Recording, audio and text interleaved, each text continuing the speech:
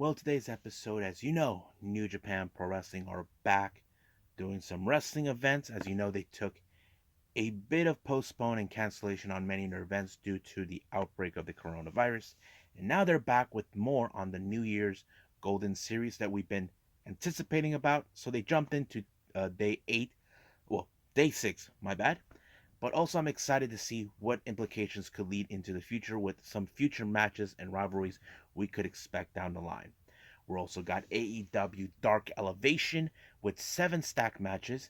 And of course, I'm going to review 2 past events, one by Pro Wrestling Hour with Sanctuary, and of course, one I never heard of called Pennsylvania Premier Wrestling, or as they call it, PPW.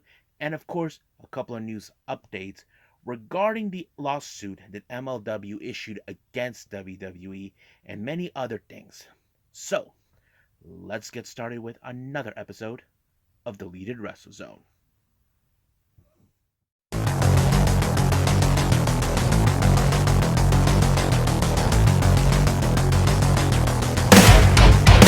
Are you ready?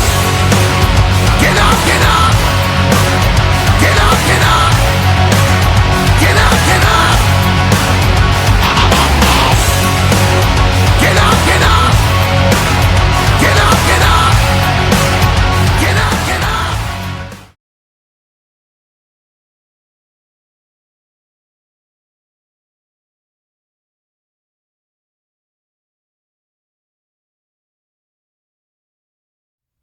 Welcome everybody to Deleted Wrestle Zone, all things that it's pro wrestling with AEW, NXT, New Japan Pro Wrestling, Impact Wrestling, the National Wrestling Alliance, various promotions, wrestlers, matches, and championships. I am your host, J-Rod here. So, let's begin with New Japan Pro Wrestling with more on the New Year's Golden Series. As you know, they had to postpone many of their events due to the outbreak of the coronavirus that's been spreading down in Japan. But now they're back. As you know, they try to keep this safe, not only just for the wrestlers, but also to the staff, including the fans that attend their shows. So now they're back. So they had to jump in with day 6 on this one. It was recently on the 7th of February. So, but also this was also a very sad day for New Japan Pro Wrestling. The ring announcer and timekeeper, Kimihiko Ozaki, announced that he was leaving New Japan Pro Wrestling to venture into a new business venture outside of pro wrestling. Now, if you guys never seen Ozaki, he's that same guy that Evil likes to toss people to. Yes, the same guy that Evil has no reason to do this to the timekeeper, only because he's an arrogant ass. That's what he is. But Ozaki is now leaving on good terms, as you know. He's very close friends with members of Suzuki-gun, and that's pretty much it. And they gave him a little farewell, little celebration at the end of the event. So it's gonna be fun not to see fun. It's gonna be fun to see him during these entire shows. I mean, I love his voice. He's the way he announces. You know, his is way better than the other guy I've always seen. I don't know why. I always got used to how he does it. So, well, let's get to it with this one particularly. It opened up with, of course, the young lion, Yuto Nakashima, taking on none other than, of course, the Great Khan. Recently, Great Khan has been now wrestling against the Young Lions. I'm assuming he's still not in a happy mood because he lost to Sonata. As you know, that's always been the case. So basically, right now, the entire and United Empire are not in full force at the moment. But he did pick up the victory when he applied the claw onto him, and it was already over from there. Next up, the other members of the Young Lions, we got Koze Fujita, Rohi Oiwa, taking on LIJ's junior wrestlers, Bushi and Hiromu Takahashi. Now, keep in mind, as you know, we're in the middle of the course, the Lunar New Year, and you know they put in like one of these envelopes on envelopes, and of course, they said that they'll keep their word to give it to them if they throw it everything they got at them, and that's exactly what they did.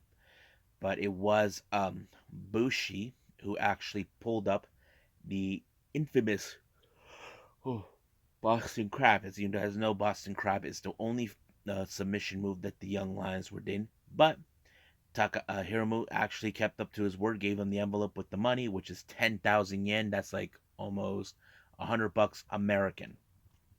So practically that's what it is. And of course, but Bushi wanted to verify, show the envelope to the people. Yes, it's 10,000 yen. You know, he's not joking. So he kind of verified for them. Next up, we got Bullet Club, Geto, and of course, Hiromu Takahashi taking on Tomoaki Humna and Tiger Mask. Now, keep in mind, Tiger Mask has a date with Destiny with the other members of the Bullet Club, most specifically El Phantasmo and Ishimori. But however, it was told by the comments by Kevin Kelly, the commentator, that Ishimori probably will not be able to make it due to some certain circumstances because of his health and practically. But the match was pretty good. But however, it was Yujiro that picked up the victory when he pinned Hamna. But however, Geto sucker punched him with the brass knuckles to Tiger Mask, telling him they will be coming for him. So basically, he did stated that if Ishimori cannot make it to the event for the titles, he'll step up and replace Ishimori to team up with El Phantasmo. Now, our next match, we got Yuji Nagata, Satoshi Kojima, Hiroyoshi Tenzan, and Toru Yano taking on the members of Suzuki-gun, consistent of Doiki, Taka Michinoku, Taichi, and of course, none other than the king, Minoru Suzuki. Now, keep in mind, Minoru Suzuki is the current holder of the KOPW trophy. Right now, he has an axe to grind with Toru Yano. As you know, Toru Yano handcuffed him at Wrestle Kingdom, basically trying to choke him out, trying to make his moment after winning the KOP trophy. And Yano handcuffed him, but he brought a cage with him. I don't know what's the significance of the cage, but however, it did not end in like showing Suzuki trying to choke out Toru Yano, but it did show Taichi picking up the victory for his team when he pinned Satoshi Kojima. But however, Yano sent a clear message to Suzuki by locking Taka Michinoku in the cage, sending a direct message. However, Suzuki and the rest of Suzuki-gun forgot and left behind Taka Michinoku in the cage. So the Young Lions had to take him to the back. Hopefully they let him out. I'm sure it's funny, but embarrassment at the same time. Now the next match, we have Chaos consistent of Yo and Tomo Hiroishi taking on the members of House of Glory of the Bullet Club, consistent of Sho and Evil, along with Dick Togo, the spoiler. This match was practically continuation. As you know, Ishii will get another shot of Evil to get the Never Openweight title back. But of course, you know how Evil is. And House of Torture, they always cheat ways in this one. However, finally, Sho did exactly what the fans wanted to do. As you know, Sho has been bringing that wrench to knock out his opponent. However, Sho got his payback by whacking him, and he was disqualified, allowing for Evil and Sho to win, but it didn't matter because he got what he wanted, is to whack him with it. And of course, Sho looked more like he doesn't know where he's been. But I'm sure Sho is not going to take this kindly with the attitude of Yo. So basically, it's more like, you beat me with this thing many times over. Now I got you back. Next up, we got LIJ, Shingo Takagi, Sanada, and Tetsuya Naito taking on Togi Makabe, the Ace, Hiroshi Tanahashi, and of course, the Rainmaker, Kaguchika Okada. This was a very much clear message. As you know, Sanada is going to be challenging for the IWGP United States Championship against Tanahashi. And as for Naito, he will be challenging the IWGP World Heavyweight Championship against Okada. This is something that's going to be good. But however, it was Shingo who picked up the victory when he pinned Makabe when he applied the Last Dragon. And this is a clear message to both individuals, knowing they'll be coming for the titles soon enough. Now, our next match, we got, of course, the pair of the junior heavyweights. We got Ryusuke Taguchi and Master Wato taking on the members of Suzuki-gun, consistent of Yoshinobu Kanemaru and El Desperado. As you know, Master Wato is going to challenge Desperado for the IWGP Junior Heavyweight Championship. This is something that we know that he is. Now, we can agree that Despy is good at what he does. However, he doesn't want to act like he is the face of the junior heavyweight division. I don't know if Wato wants that or whatever the case is, but he continues to impress us no matter what he does. But however, it was Taguchi that picked up the victory when he pinned Kanemaru. So that kind of shows us, okay, Kanemaru we could see one day Ryosuke Taguchi challenge for the IWGP Junior Heavyweight Championship, but we don't know yet. But we are expecting Wato and Despy to take on each other. So I'm very excited when that match takes place. So I think right now we should move on with AEW Dark Elevation.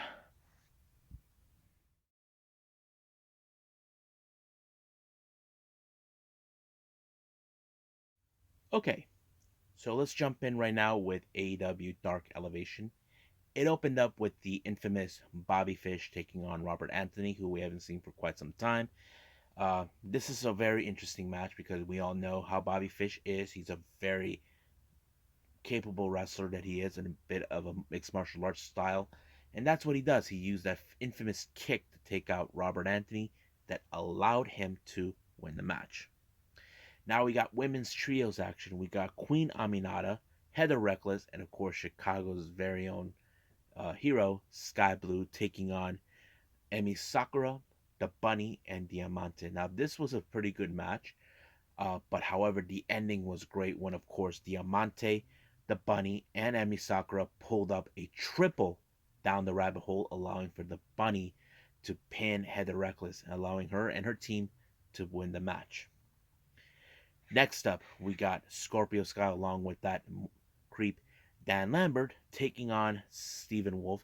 Now, as you know, both men of the year do still have their targets set on the TNT title, but it's only a matter of time till we get that. But however, it was a very interesting match to see Stephen Wolf. I did mention him on a recent AAW event. As you know, he was there about a few days ago, this past weekend.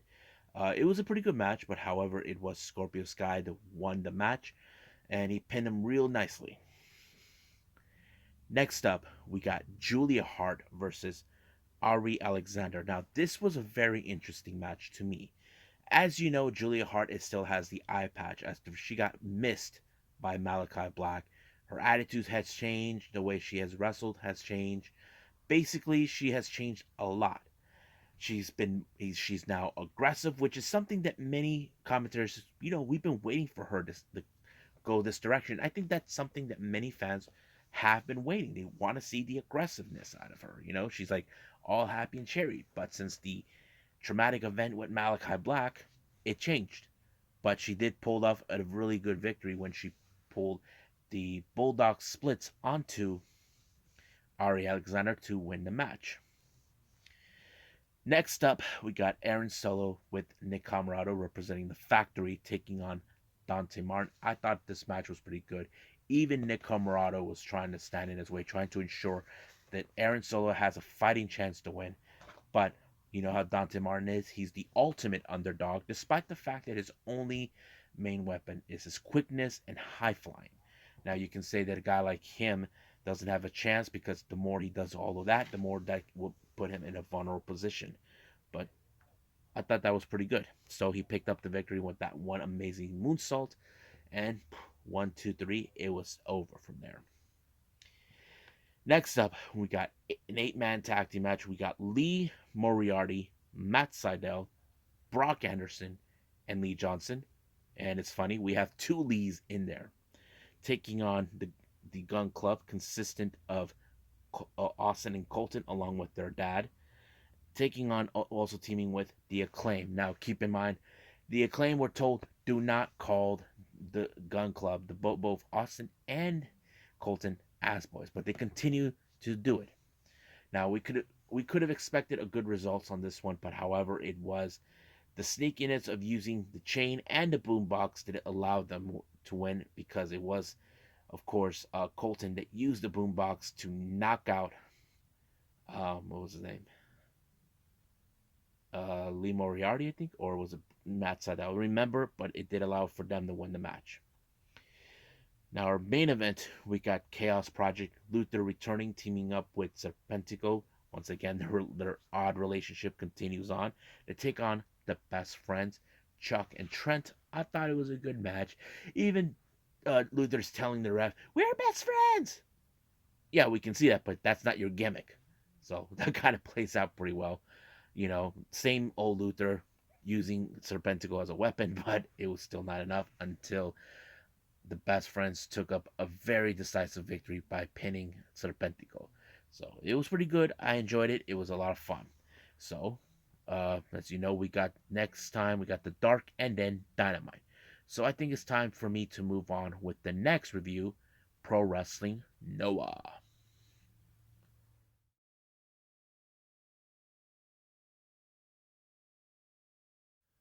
Okay, so we got Pro Wrestling Noah with Sanctuary that took place on the 15th of September of 2021. However, this particular event only had 4 matches, but they were pretty good. The second half of the show was pretty good due to certain wrestlers that I enjoy watching.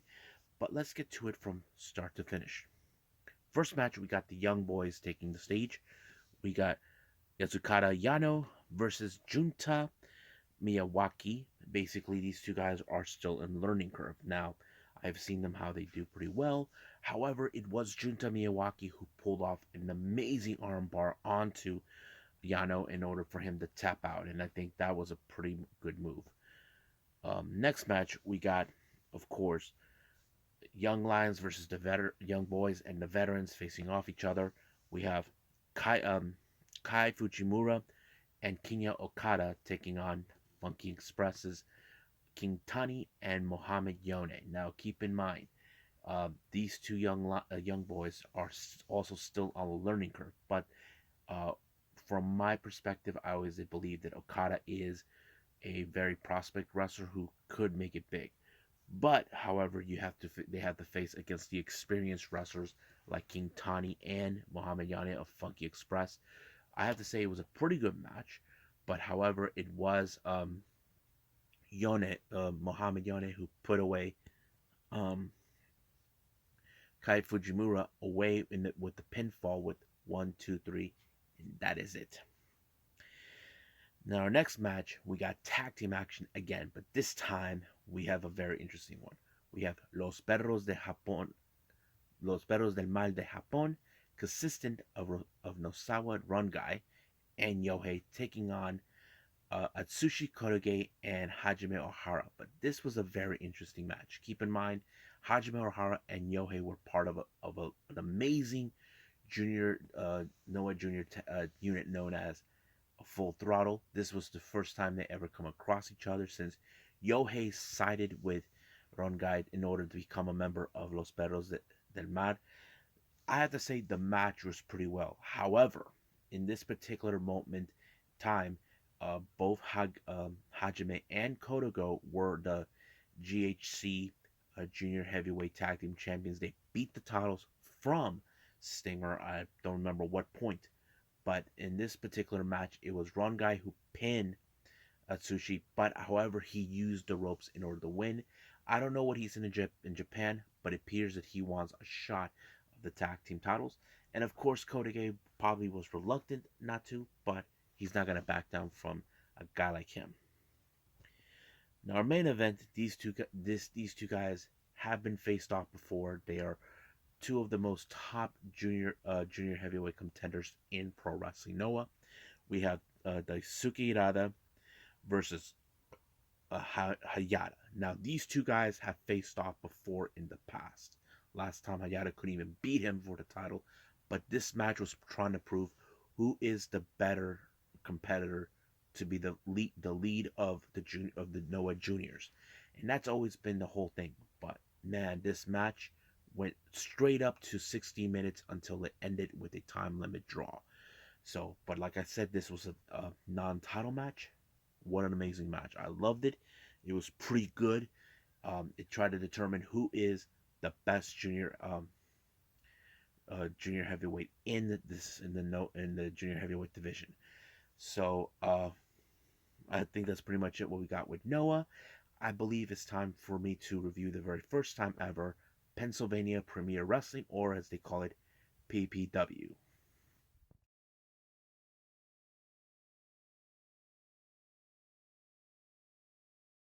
Alrighty then, we have Pennsylvania Premier Wrestling, or as they call it, PPW.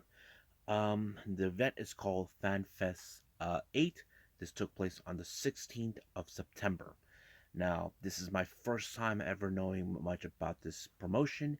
I have to say the atmosphere was great, seeing how fans are and all this. Um, didn't know much about them, but there are some wrestlers you may have heard of, or you haven't. But let's see how that goes. It opened up with a thing called a Take Your Shot Rumble match. Now, I'm not going to go to who the hell is in it, because almost every roster member, including from the respective factions, were there, and I didn't know how this is going to go. However, the last four in the ring, from my understanding, will be decided by one fall. Basically, it doesn't matter who is it. But the winner turned out to be Encore. Now, I heard this name before, but I heard it with House of Glory. So practically I seen that heard that name, but okay. So he'll call a shot for possibly an opportunity for the PPW Heavyweight Championship, and don't know when that will happen, but we'll see when we get there. Now our next match we have is the Mecca, Brian Johnson along with a guy named Mr. Ruda taking on a guy named Mr. James. So as you know, Brian Johnson, he's always been the kind of guy who's trying to prove that he is far more superior than anybody due to his technical wrestling style, and that's pretty much what he did. However, Mr. James had to keep his eye open for Mr. Ruda, who is a sneaky little sly man who was trying to make sure the Mecca wins, and but however, it did not happen. Mr. James put um, every effort tried to win, but however, he was no match near for Brian Johnson until he picked up a very sweet victory by pinning him down. Excuse me. Next match, we have women's action. We have Christina Marie versus Rachel Ellering versus the OG badass Mercedes Martinez. Now, in this particular match, there were some sort of alliance between both Mercedes and Rachel. Um, Practically, it kind of fell into play, but however, it was Mercedes who pinned Christina Marie for the victory, and of course, Rachel tried to get her approval as a respected competitor with her, but sooner or later, we'll see those two face off somewhere. Next match, we have the Battle of the Bohemians. This particular ring was just because we have two guys huge. I'm talking about Mike Orlando versus Moose. This is one of those matches where you know it's going to be good. The battle of the biggest and baddest man ever. But it was Moose that picked up the victory when he speared Mike Orlando, and it could have put across him in half, and that's exactly what took place. So Moose won by applying the spear. Now our next match, this is for the PP Heavyweight Championship that was vacant. We have Joey Martinez along with Mr. Ruda taking on Broix Keller.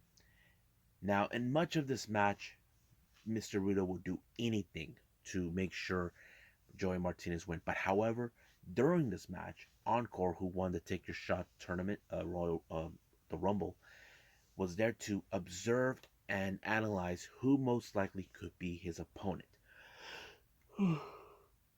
But it's already been decided. Mr. Ruda tried to get in the way. Nothing worked. He was thrown out. Even Joey Martinez tried to use the belt to get what he wanted, but no. It was in fact uh, Keller who actually won, and by using the belt with the ref not seeing it. So it was pretty amazing. Next match we have women's trios action. We got JC Storm, Valerie Verman, and Gia Miller taking on Athena Steele, who is the women's champion, Casey Lennox, who makes her debut, and Danny Moe. This match was pretty good, but however, in this one, it mostly felt like Valerie, who's been gunning Athena Steele, who is the current PVW Women's Champion. Well, looks like Athena got her little payback to send a direct message that she'll be waiting for her when she applied an amazing finisher. 1, 2, 3, it's over, Jack.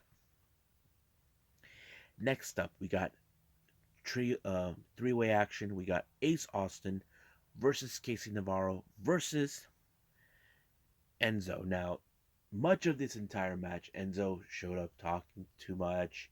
He was outside the ring, taking his sweet time.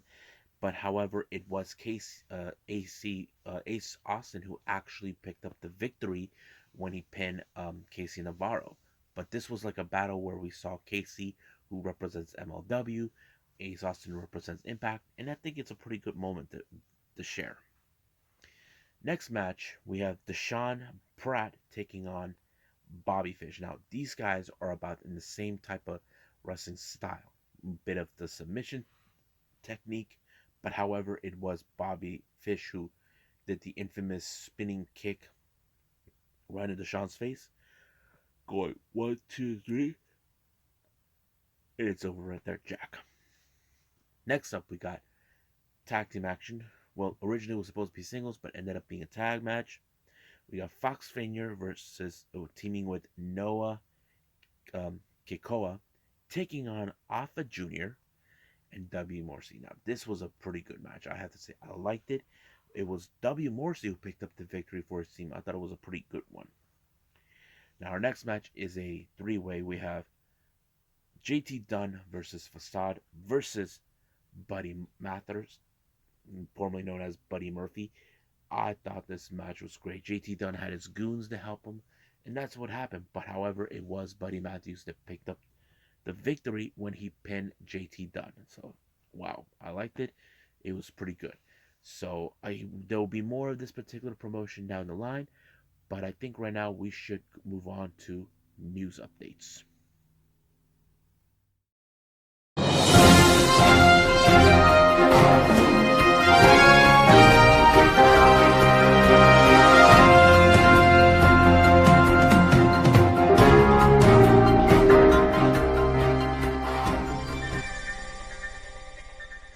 Okay, so last thing I'm going to do for all of you is some news updates. Now, if you recall, not too long ago, we did hear the news that Ring of Honor are planning to do a Hall of Fame thing. They just announced for their first inductee, and I have to say it makes a lot more sense with this guy, where they decided to induct Bryan Danielson, or as you know him, Daniel Bryan in WWE. But as you know, he was amongst the first original wrestlers that was part of this promotion long in 2002. I have to say, almost 20 years ago. It's amazing that he's going to be inducted. Don't know if there'll be more, but he's the first inductee. So congratulations, Bryan Danielson. So we'll see what happens then.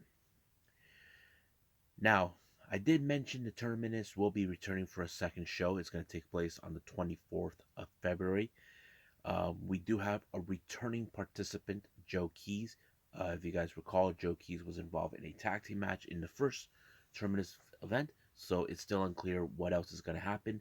I have mentioned more wrestlers going to Terminus, but we'll see from there. Now, more information has been coming out recently about the lawsuit that MLW filed against WWE. As you recall, WWE were trying to cut off any chances for MLW for television exposure and all this other stuff. So MLW set up an antitrust lawsuit against WWE for interfering. However, here's what's been going on. According to PW Insider, it turns out that they're going to use a sealed financial file that could be a Hail Mary to win them this complete lawsuit. Now, some of you think already in your back of your heads, there is no way in hell MLW can win. I agree with you. But whatever this Hail Mary is, they believe this could be a long shot. So basically, they're looking for ways to get even with WWE for their interference.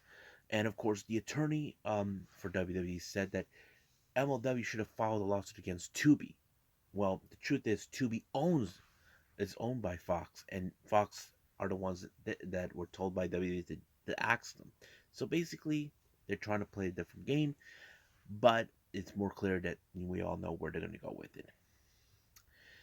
Now, recently we have been hearing that Nick Gage has re-signed a new contract with GCW. Now, he will be appearing at lesser and lesser appearances. As you know, his body can take so much at the moment, but not a whole lot of the details has been told what he was planning. As you know, he is currently one half of the GCW tag team titles with Mark Tremont as the H8 Club.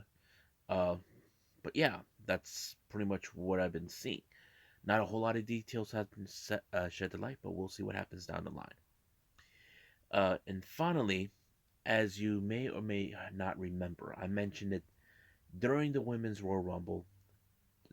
Tyson Kidd, or as we know him, or by his real name, go by TJ Wilson, was not there with the women division to help them out during the Rumble. There was been talk about boycott and all this. Recently, it's been revealed by a friend who posted this, and he got his source from whoever, saying that TJ has been frustrated recently with WWE. Not a lot of details of the frustrations has been revealed, but there's a picture of him, of TJ Wilson, hanging out with AEW producer Jess Palumbo. You can see that on Instagram. Um, Practically, it was very unusual. Now, I know some of you thinking, is he going to make the jump? Well, we don't know yet. We don't know what the extent of his contract with WWE is, but if that's the case, then we'll be very happy for him, and he'll probably be happier where he's going to be at. So we'll just wait and see. I will keep apprised to more information on this, but I believe it's time for me to call it a day. Well, I hope everybody enjoyed this episode. Coming up, we have, of course, WrestleCade with the Super Show that took place on the 27th of November. And of course, since it's Tuesday Wrestling, we got NWA, AEW Dark, and of course NXT 2.0. So that's what's going to be taking place in the following episode. And if I'm lucky, we'll throw in some news updates if it's possible. But I believe right now, I think it's time for me to say I'll see you guys in the next DWZ time. Same DWZ channel. I must bid all of you adieu. So, goodbye. And have a nice day.